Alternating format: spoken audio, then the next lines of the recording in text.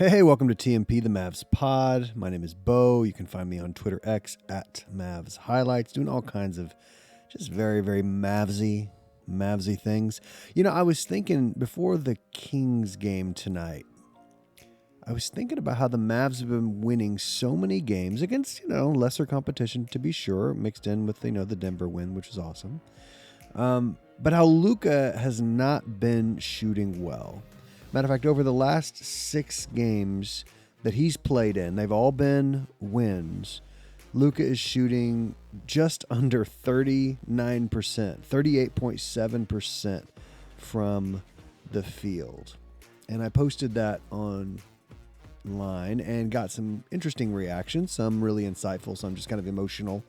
But I did a little bit of digging, and even in the stretch most recently where the Mavs were losing a bunch of games, Luka was balling out. Luka was still putting up huge numbers and shooting great percentages.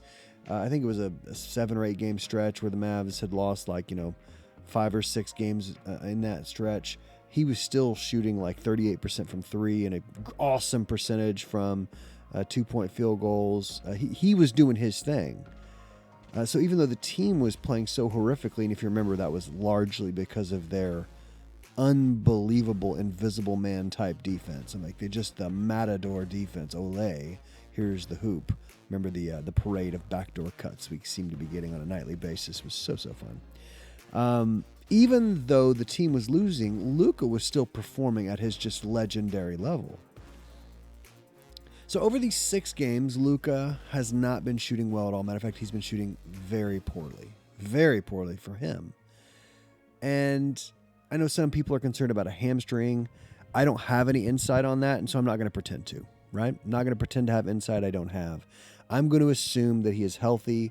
It does seem like he's perhaps dealing a little bit with something, but he's out there. He's fighting through whatever he's got. I don't know that it's causing him to be short on so many shots, but it would make sense if it was, but I don't know. So let's move forward assuming he's healthy, because I think even though he has been shooting very, very poorly, I think I got some really good news. As a matter of fact, I got 2 positives for you. One that comes with a lot of data. And then one is just sort of a gut, kind of a gut instinct, right? The first one is this. The first positive to come out of this stretch is this. We know our boy bounces back hard, right? When he's coming out of a slump, he doesn't do it like some gentle lamb, right? He's a roaring lion, right? We know who Luka Doncic is. He has proven it to us again and again and again. Do you think he is unaware that he's not shooting very well? Do you think that's slipping by him? No. Now, is he thrilled that the team is winning despite his lackluster shooting? Of course he is, because winning matters most to our boy. But one thing we know about Luka Doncic is he comes back and he hits hard. And he loves big games. And kind of all the games are big games now. So I'm expecting very soon to get dynamic, historic, legendary Luka Doncic back very, very soon. Our boy hits back hard. He is ready for a bounce back. And wouldn't that be nice if that bounce back was tonight against the Kings? And these next 2 very important games we have in Sacto against the Kings. All right, and then secondarily, this team, while he's been struggling, has won 8 of 9 games. And the whole team really has been struggling from 3. They've shot a very poor team percentage over this stretch of stacking these W's, 8 of 9, right? So the Mavs team seems to be telling us this is a new squad. I'm not the first one to point this out. A lot of people have been pointing out, we're bigger, we're beefier, we're longer, we're rangier, we're scrappier, we're more willing to jump into it. We're not so short and so quick and so light and so reliant on the 3. This squad, post-deadline trades, is built different. No longer are we the live and die by the 3, right? And everyone has said this. I'm not catching on to something unique here. Anyone who has eyes can see that we're no longer a live and die by the 3 team. During this winning stretch, I want to give you some really fun data here, some fun stats. During this winning stretch, so over the last 9 games, which we have won 8 of, the Mavs are putting up an offensive rating. Now catch this, with the caveat, we are shooting poorly from 3 over this stretch. Over this stretch, Luka has given us his worst single shooting game in his entire career against the Spurs. And yet the Mavs have been winning. So during this 9-game stretch where we have won 8 of those games while shooting poorly as a team from 3, the Mavs are putting up an offensive rating of 119.4. You might go, what does that mean? Offensive rating, I know that's kind of a tool to say this is how effective your offense is in comparison to other teams around the league. But what does 119.4 mean? What that means is that if the Mavs were to put up a 119.4 throughout the course of a season, they would be currently third, the third best offense, the third highest offensive rating in the entire league. Currently, over the season, they're 7th. So currently, over the whole season, they are 7th. They have the 7th best offensive rating in the whole league with 117.7. So listen to those two numbers again. 119.4 is over this huge stretch of 9 games. Is that much better? Third place they would be.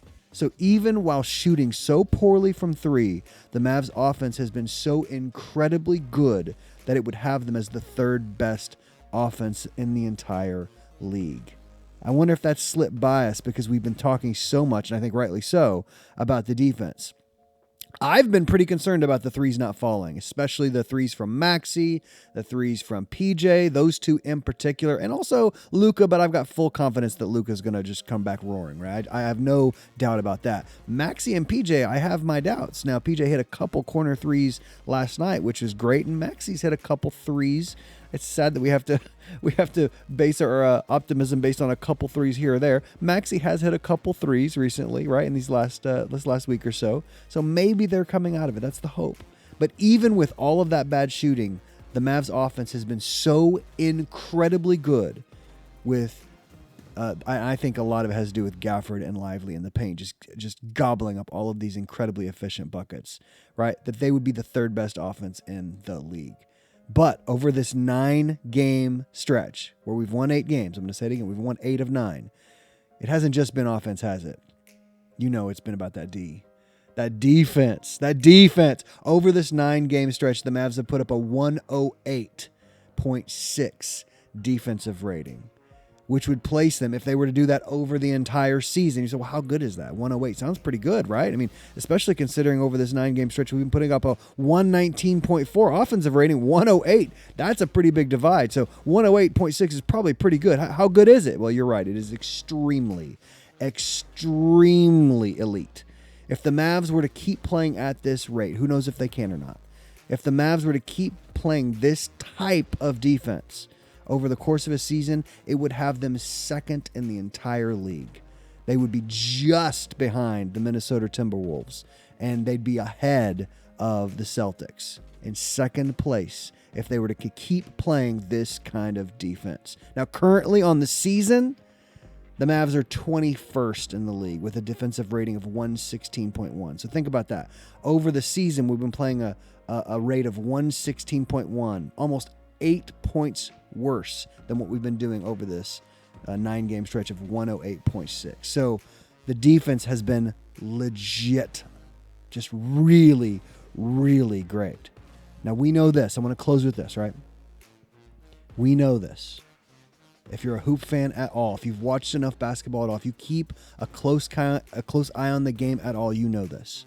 In the playoffs, superstars and shot makers are the ones who make the difference on the offensive end, because the refs have the tendency, they have the history of tightening up on the whistle. They don't call as many cheap fouls, and they don't give a lot of the benefit of the doubt to the scrubs, right? It's really got to be on the backs of the stars and the shot makers. So those are the people you can rely on for the offensive end, right?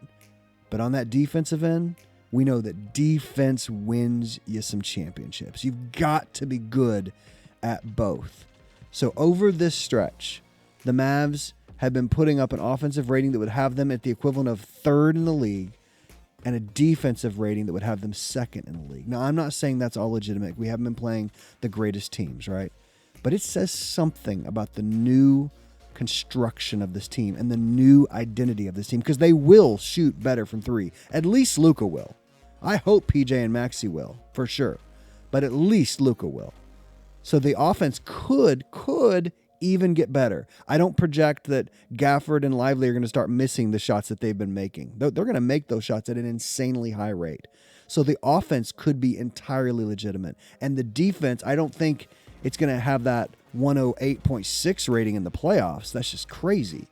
But the defense looks legitimate too. And we know that to win at the highest level in the playoffs, you've got to have stars and shot makers, and you have to have a defense that shows up to the party night in and night out, possession after possession. And I think, guys, that is the identity that this team is forming.